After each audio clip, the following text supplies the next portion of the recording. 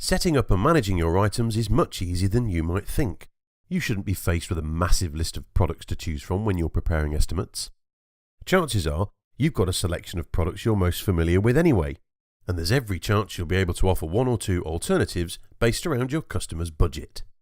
Remember, at this stage, you only need to present an estimate to your customer. You can get into the finer details once you know the price is within expectations. Your QContractor items can be anything from an individual product like a light switch to a full system solution like a home cinema. You could have a bronze, silver and gold option for certain items, and your items don't always have to be physical products. For example, you might decide to create items such as labour per hour, maintenance agreements per month, or support services per week, all of which would use a unit of time. The flexibility with QContractor is endless. All you need to think about is exactly what you offer your customers. All your items are listed in alphabetical order, and to create a new item from scratch, just click the Add button. You'll see it appear as a new item, ready for you to select and edit.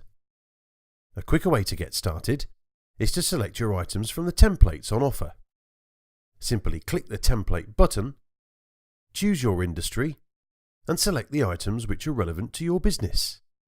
When you're ready, press the Add button and these items will be imported into your database, ready for you to edit.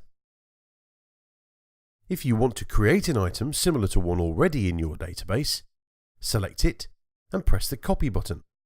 This will create a clone of that item. The select boxes are really useful for making changes to multiple items at once. For example, if you wanted to change the VAT percentage for all your items, you could click the Master Select box at the top and make the change in the Details section.